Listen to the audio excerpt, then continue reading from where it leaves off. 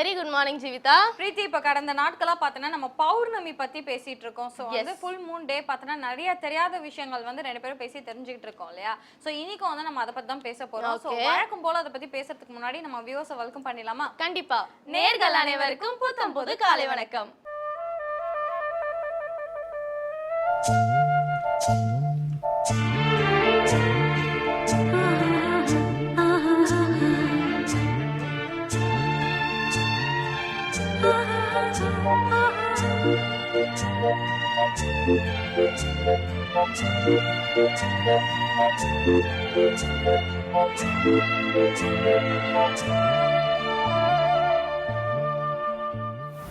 ஜீவிதா, பேகன் அப்படின்ற ஒரு மக்கள் வந்து ஒரு கூட்ட மக்கள் இருக்காங்க அப்படின்னு சொல்றாங்க. இவங்களை எதனால பேகன் சொல்றாங்கன்னு பாத்தீங்கன்னா, இவங்க வந்து ஒரு ரிலீஜியஸ் பிலீஃப்ல வந்து ரொம்ப வந்து அதிகமா இருப்பாங்க, ஈடுபடுவாங்க அப்படின்றாங்க. ஏதோ ஒரு மதத்தை சார்ந்தவங்க போல இவங்க அந்த மத நம்பிக்கையை வந்து அதிகமா வந்து ப்ரீச் பண்றவங்க தான் பேகன் அப்படின்னு சொல்றாங்க. இவங்க வந்து ஒரு விஷயத்தை ரொம்ப ஸ்ட்ராங்கா நம்புறாங்களாம். என்ன விஷயம் அப்படின்னு பாத்தீங்கன்னா, ஃபுல் மூன் டே வந்து அவங்களுக்கும் ஸ்பெஷல் தான். ஆனா மூன் இல்லாத நாள், அதாவது அமாவாசை அன்னைக்கு வந்து மூன் எங்க போச்சு அப்படின்னு வந்து எல்லாரும் வந்து யோசிப்பாங்கல்ல.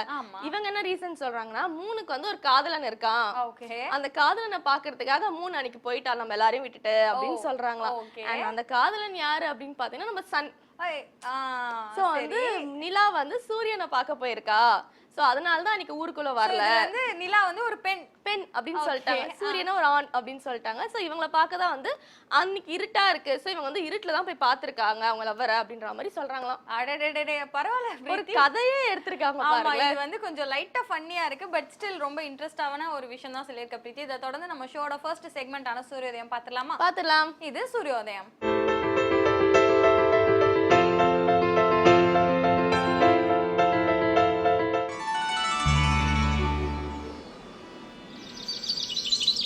இன்று 1/8/2016 திங்கட்கிழமை, துர்முகி வருடம் ஆடி மாதம் 17ஆம் தேதி.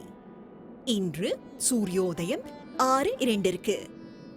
ராகு காலம் காலை 7:30 மணி முதல் 9 மணி வரை. யமகண்டம் காலை 10:30 மணி முதல் 12 மணி வரை. குளிகன் பகல் 1:30 மணி முதல் 3 மணி வரை. திதி சதுர்தசி. நட்சத்திரம் புனர்பூசம்.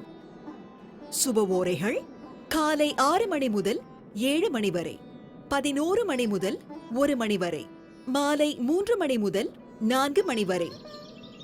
யோகம் அமிர்த சித்த யோகங்கள். சந்திராஷ்டமம் விருச்சிக ராசிக்கு.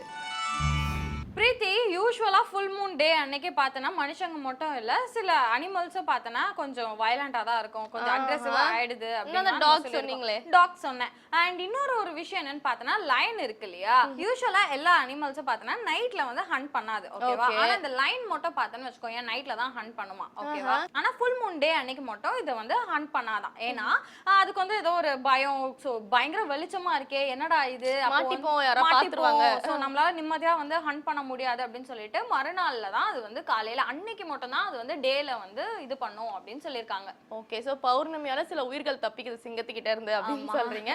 நல்ல ஃபேக்ட் சொல்லியிருக்கீங்க ஜீவிதா. இதை தொடர்ந்து நம்ம என்ன பார்க்க போறோம் அப்படின்னு பாத்தீங்கன்னா, லலிதாம்பிகைக்கு 1000 பேர்கள் இருக்கு இல்லையா? சோ அதோட பேர் காரணங்களும் சோஸ்திரமும் சொல்றதுக்காக நம்மளோட இலக்கிய மேகம் ஸ்ரீனிவாசன் ரெடியா இருக்காரு. பாத்துடலாம். இது ஸ்ரீ லலிதா சகஸ்ரநாமம்.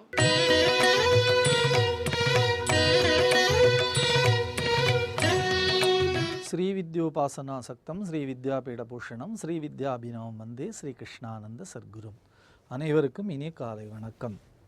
ஸ்ரீ லலிதா சகஸ்ரநாமம், அன்னையின் 1000 திருநாமங்களை ஒவ்வொரு நாளும் விடியற்காலையிலே வேந்தர் தொலைக்காட்சியிலே புத்தம்புது காலையில் நிகழ்ச்சியிலே நாம் சிந்தித்து கொண்டிருக்கக்கூடிய மிக பெரும் பேற்றினை பெற்றிருக்கிறோம்.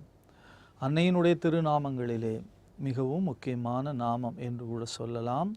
மதுரையிலே மீனாட்சி, காஞ்சியிலே காமாட்சி, காசியிலே விசாலாட்சி என்று 3 தேவிகளை பற்றி நாம் எப்பொழுதும் சிந்தித்து கொண்டிருப்போம். அந்த வகையிலே இந்த நாமம் ஓம் காமாட்சியை நமக என்கின்ற திருநாமம். காமாட்சி என்று சொன்னாலே எல்லோருக்கும் காஞ்சிபுரம் நினைவுக்கு வரும். எப்படி மதுரையிலே மீனாட்சி அரசாட்சி செய்கிறாளோ அப்படி காஞ்சிபுரத்தை காமாட்சியானவள் அரசாட்சி செய்கிறாள். காமாட்சி தேவிதான் நமக்கு எப்படி சிவபூஜை செய்ய வேண்டும் என்று கற்றுக் கொடுத்தவள். அவள் சிவபூஜை செய்த அந்த உருக்கமான பூஜை, உணர்வு மிக்க பூஜை, எம்பெருமானை மணலினாலே லிங்கம் செய்து அந்த லிங்கத்திற்கான கம்பா நதிக்கரையிலே பூஜை செய்து கொண்டிருக்கிற பொழுது வெள்ளம் கம்பா நதிக்கரையிலே பெருகி ஓட ஆரம்பித்தது. வெள்ளம் வருகிறதே, எம்பெருமானுடைய திருமேனிக்கு என்ன ஆகுமோ என்று பயந்து ஓடி தழுவிக்கொண்டாளாம் தேவி எம்பெருமானை காப்பாற்றுவதற்காக. அந்த மனோபாவம், அந்த உணர்வு இருக்கிறதே, அதுதான் நாம் கற்றுக்கொள்ள வேண்டியது ஒரு பூஜையிலே. எம்பெருமான் இதற்குள்ளாக இருக்கிறார் என்கின்ற மிகப்பெரிய செய்தியை நமக்கு காமாட்சி கற்றுக்கொள்கிறாள். வெள்ளம் காட்டி வெருட்டிட அஞ்சி ஓடி வெறுவ தழுவ வெளிப்பட்ட கள்ளக்கம்பனை கம்பன் இம்மானை காணக்கண் அடியேன் பெற்றவாறே என்று சொல்லுவார் சுந்தரமூர்த்தி சுவாமிகள். அப்படி வெள்ளம் காட்டி வெருட்டிட அஞ்சி ஓடி தேவி தழுவினாளாம். அத்தகைய ஒரு மிகப்பெரிய பரதேவதையாக காமாட்சி காஞ்சிபுரத்திலே காட்சி கொடுக்கிறாள். கருத்தன எந்த இதன் கண்ணனவெண்ண கனகவெற்பில் பெருத்தன பாலழும்பிள்ளைக்கு நல்கின பேரருள் கூர் திருத்தன பாரமும் ஆரமும் செங்கிச் சிலையும் அம்பும் முருத்தன மூரலும் நீயும் அம்மே வந்து என் முன்னிற்கவே என்று சொல்லுவார் அபிராமி பட்டர்.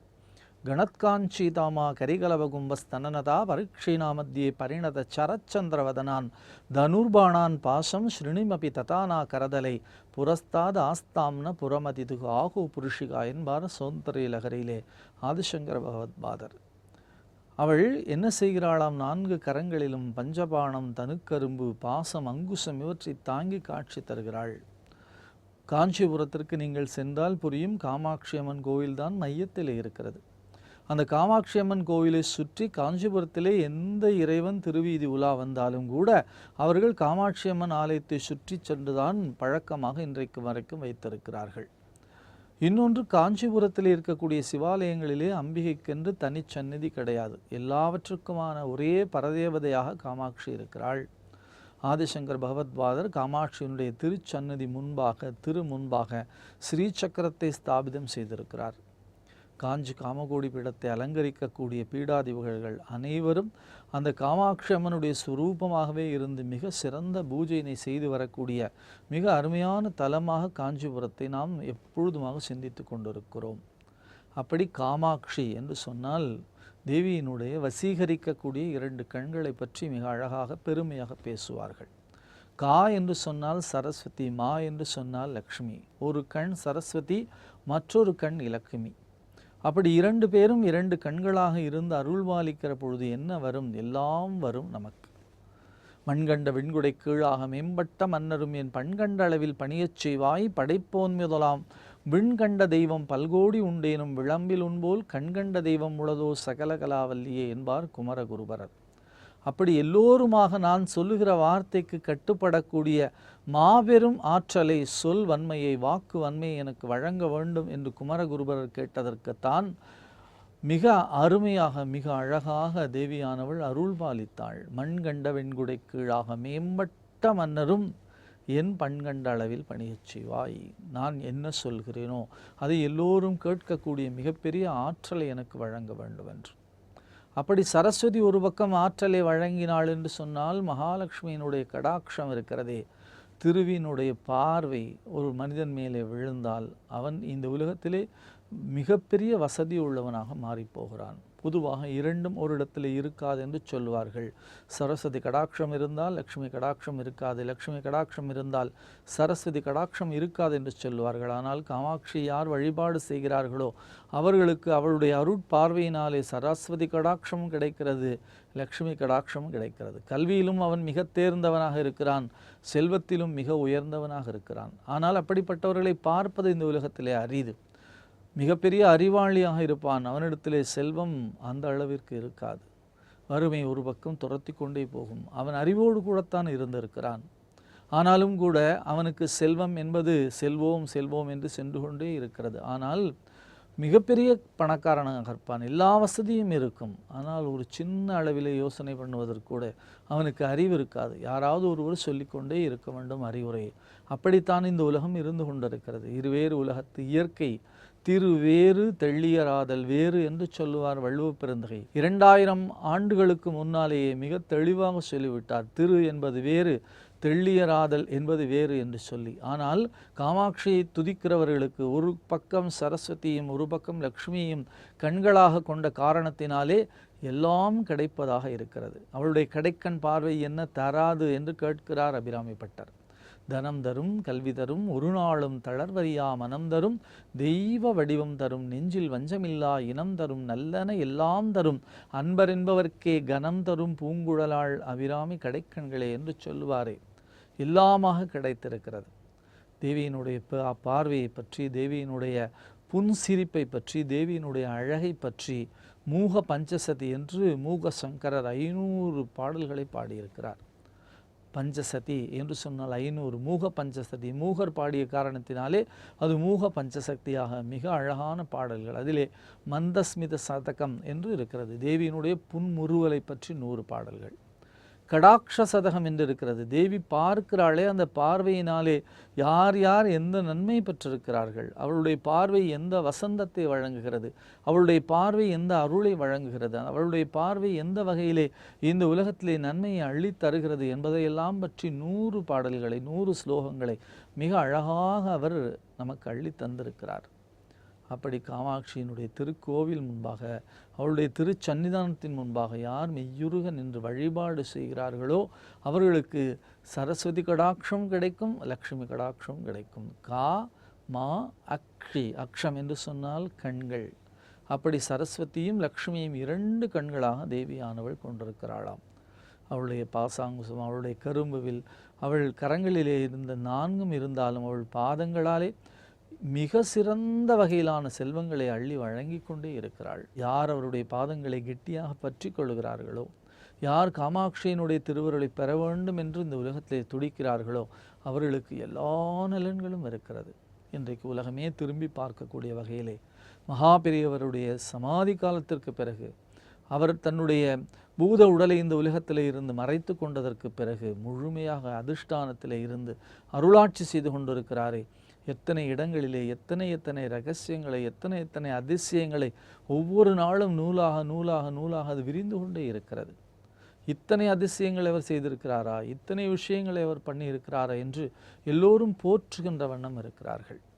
அப்படி வாழும் முனிவராக, வாழும் மகானாக, நடமாடும் காமாட்சியாக திகழ்ந்தவர் அவர். அப்படிப்பட்ட அவருடைய கருணையினாலே, அவருடைய எண்ணத்தினாலே, அவருடைய சிந்தனையினாலே காமாட்சி நமக என்கின்ற திருநாமத்தை நாம் இந்த விடியற்காலையிலே சிந்திப்பதன் மூலமாக தேவியினுடைய பேரொருளினாலே ஒவ்வொருவருக்கும் இந்த விடியற்காலையிலே சரஸ்வதி கடாட்சமும் லக்ஷ்மி கடாட்சமும் கிடைக்க வேண்டும் என்று பிரார்த்தனை செய்து லலிதா சகஸ்ரநாமத்தினுடைய அற்புத திருநாமங்களை தொடர்ந்து சிந்திப்போம். நாளை சந்திப்போம். நன்றி, வணக்கம்.